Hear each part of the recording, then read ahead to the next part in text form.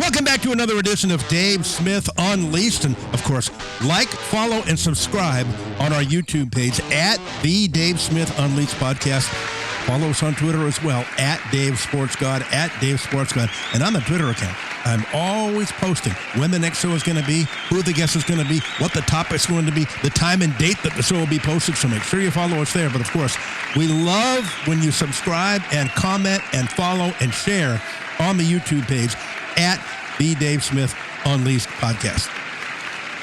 Wanted to talk about this article on ESPN by Baxter Holmes about Jeanie Buss and the Lakers and about the whole situation of the family betrayal and the family squabbles and the sale of the Lakers for $10 billion to Mark Walter, who is the current owner.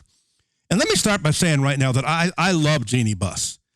There's nobody, no power players in the LA sports scene who have been nicer and kinder to me than Jeanie. I did a show, I think it was for 2 years. Jeanie Buss, myself, and Kurt Rambis, when I was at 1540 The Ticket, we did a once-a-week show talking about the Lakers, and she could not have been kinder. And I remember one time, the Lakers were playing the Boston Celtics in the finals in 2008. It was Game 5. I get a call from Jeanie. She said, "You haven't been to a game this year, have you?" I said, "No, I haven't." She said, "You need to go to a game." She said, "I'm going to leave you some tickets, at will call, and also dinner's on me, the exclusive restaurant there at Staples for the season ticket holders." So I go and have dinner. I walk down, and the tickets were row 3 center court. And to this day, I appreciate that greatly. And I love Jeanie Buss. So, for people expecting me to bash Jeanie, I think you've come to the wrong show. She's been so kind to me over the years. But we also tell the truth here as well. So let's go over this column. Basically, it's about when Mark Walter bought the Lakers, Jesse Buss, Joey Buss, Jim Buss, Johnny Buss, and Joni Buss, Jeanie's sister, were all fired. Now, I get it. The new owner comes in, Mark Walter. Dave Smith Unleashed brought to you by MTS Transportations. And mention the Dave Smith Unleashed podcast and get 20% off on your next shipment for all your shipping, trucking, and freight needs. There's only one business to call, and that's MTS Transportations at 800-640-6873. MTS Transportations, 800-640-6873. And he wants to do things his way. He doesn't want any of the old guard around. That happens all the time when somebody else buys a franchise or buys a major business.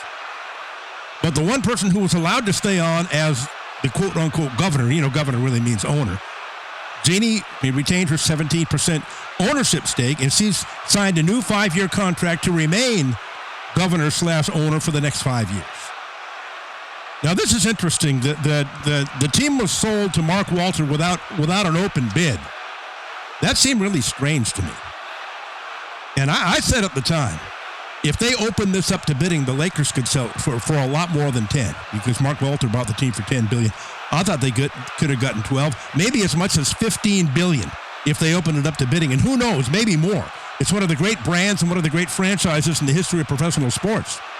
I think they could have gotten at least so. Now, why wasn't it put up for bid? Why wasn't there an open bid? Why was Mark Walter's bid accepted without an open bidding process? Well, here's what I think happened. I think he met with Jeanie, and he said, "Hey, listen, I don't want any of the old guard around. All of you are gone once I take over, but I will do this. I like you. You're respected. You've been the face of the Lakers since your father died.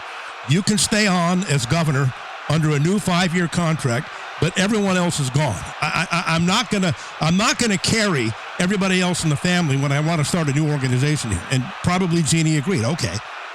So then Jesse, Joey, Jim, Johnny, Sean, and Joni are all gone, along with Kurt Rambis and Linda Rambis. But from what I understand, Linda Rambis got a $24 million buyout for her share of the sale, and Kurt got an $8 million buyout. So they're going to be okay, Kurt and Linda Rambis. So I get it. Mark Walter cuts a deal with Jeanie and says, "You can stay on for 5 years as the governor if you accept my $10 billion offer and it's not up for open bidding." And I know Joey Buss said that, we could have gotten 12, maybe 15, and I agree with that 1,000%. I don't know why it wasn't. Well, I think I do know why.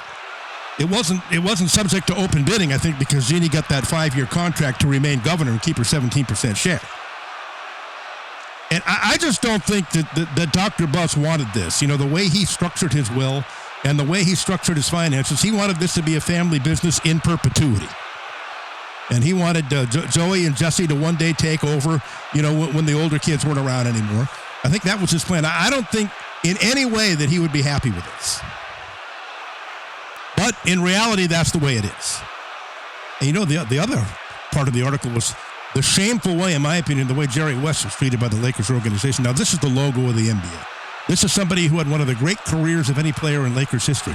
Then he takes over and runs the front office until from 1982 until he left in 2000, ran the front office. Let's not ever forget, though, that Bill Sharman made the trades for Kareem and James Worthy and Magic. Bill Sharman gets short shrift here. Jerry West didn't take over till 82. So before that, Bill Sharman was the general manager and made all the deals. And Bill Sharman is really the guy who built Showtime. But Jerry West did a fantastic job in the front office. Look, he built the Shaq Kobe years. That was all him. 5 more championships. And one of the great players in NBA history. And I think we all know what happened there. Jerry West he did not want Phil Jackson to be the coach. And read Roland Lazenby's book, Mind Games, about Phil Jackson's end of his tenure with the Chicago Bulls. And he was at a Lakers practice one day, and Jerry West was sitting there at the Forum during a practice. And this is the year that Phil Jackson was out of the NBA after he left the Bulls. And a reporter asked Jerry West about Phil Jackson, maybe being the coach next year. And Jerry's steam was coming out of his ears. He said, F Phil Jackson, F Phil Jackson, F him, he won't be the coach here. Well, against Jerry West's wishes, Dr. Buss hired Phil. And you know what? Jerry West had been there for 40 years, and all of a sudden, Phil's making more money than him. Phil's got more juice in the organization. Phil has more say in personnel decisions, and Jerry West was quietly fuming. And then when Phil started dating Jeanie, Jerry West stated publicly that it's inappropriate and unbusinesslike. The word got back to Jeanie, and I think that was it. And Dr. Buss had to make a choice. Phil and Jerry West could not work together. So Dr. Buss, he brought him into his office. He tried to smooth it over. He couldn't do it. So he had to make a choice. It's either Phil or West. And, in retrospect, I think he made the right choice. 10 championships later. Back to back with Phil, and then 2 more, 5 championships with Phil. And I don't think they would have won any of them without Phil. So he was a great coach, maybe the greatest coach in NBA history. So I think, in retrospect, Jerry Buss probably made the right decision if he had to choose between one or the other. But my God, what happened to Jerry West? It was just heartbreaking what happened to him. And of course, he was against the Phil-Jeanie relationship, and he didn't want to hire Phil as the coach, and then Phil was there. And Jerry West said in his book later that when Phil Jackson was there in the office, in the building with the Lakers in El Segundo, he said, Phil walked past my office every day, and not once did he ever say hi, not once did he ever acknowledge me, not once did he ever wave at me, not once did he ever acknowledge that I existed. Now, Phil's treatment of Jerry West, Phil wanted Jerry out from day one, and he finally got his wish. And I remember one time, I was at a Lakers Summer League game, and in Long Beach, right after Phil got hired. And Phil came walking down. He was sitting in the stands watching the game, and he came walking down to go to the Lakers locker room. And Jerry West was going up into the stands to watch the game, and they passed right by each other. No acknowledgement. I mean, the icy stare, the glare, the angry look on their faces. And I said, boy, this is even worse than I thought. This is a horrible situation. Jerry's not going to last here. And the breaking point was in 2000, after the Lakers had won a playoff series against the Sacramento Kings. Jerry West walked down to the Lakers locker room to congratulate the team. And Phil snapped his head around and said, "Get the F out of here, Jerry. Get the F out of here. You don't belong here. This is players only." And he kicked him out of the locker room, humiliated him in front of the players. And at that point, Jerry said, well, that's it. I can't work here anymore. And he resigned shortly thereafter. It was a horrible way for Jerry West to be treated. So that, I think, explains that whole situation. Then evidently there's a woman named Lee Close. I didn't know about this. This was Dr. Buss and his wife when he was married early in his life. Before any of the other kids were born, they had a daughter named Lee Close, and Dr. Buss and his wife Joanne didn't have any money at the time, and they put her up for adoption in 1954. And then evidently, supposedly he made a deal with Joanne at the time and said, I'll never have kids with anybody else, which, of course, he had 3 more after that. And then when Jeanie found out, now this I don't believe, because I know Jeanie is one of the sweetest people I've ever met. When Jeanie Buss asked her about this, according to the article, which I don't believe, she said, well, you never should have been born, talking about the deal that her father made with Joanne about not having any more kids. Now, Jeanie Buss, who was fired with the other Buss kids, said, I can't imagine her saying something like that, knowing Jeanie the way I did. I don't believe that for a second. It's a horrible, unfortunate situation, the tension and the bad blood going on. And this is what Dr. Buss was trying to avoid. He didn't want infighting. He didn't want a war going on with his children. That's why he structured his will the way he did. And yet still it happened despite all of his efforts. And finally, the situation with LeBron, this is something. According to the article, and by the way, Jeanie came out today and denied all of this and said it's not true. According to the article, Jeanie resented LeBron, had pretty much had it with him. He wasn't appreciative enough of the steps they went to get him to Los Angeles. He didn't take any accountability for forcing the Russell Westbrook trade. He wasn't grateful for the Lakers drafting Bronny at number 55. Now, I will say this, and far be it from me to defend LeBron, but I think he's getting some unfair criticism here. The Lakers were horrible before he got there. They won 65 games in 3 years. He gets there in 2018, and by 2021 was it? I think they won the NBA championship in the bubble in Florida. So, yes, he was kind of a savior. And when they made the trade for Anthony Davis. Yes, so LeBron was fantastic. LeBron's one of the great players in NBA history. LeBron has been great playing for the Lakers. Now, does he shirk responsibility? Yes. Does he pass the buck? Yes. Is he a likable guy? Well, sometimes no.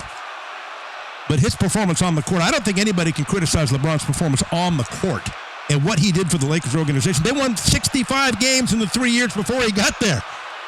Of course he was a great signing. Of course Lakers fans should be grateful. And he won the Lakers a championship along with AD. Now, the Russell Westbrook situation, Jeanie is absolutely correct. And yes, LeBron had way too much juice in that organization. He had way too much power, he and Clutch Sports, and they basically took over the personnel department, ahead of Pelinka and ahead of Jeanie and ahead of everybody else. And LeBron forced that trade for Russell Westbrook. And I said at the time, this might go down as the worst trade in the history of the Los Angeles Lakers franchise. They are oil and water. They both need the ball. Westbrook needs the ball in his hands all the time, but LeBron's going to run the point. And if they want Westbrook, who's a bricklayer, a brick shooter, Westbrook's one of the worst outside shooters in NBA history.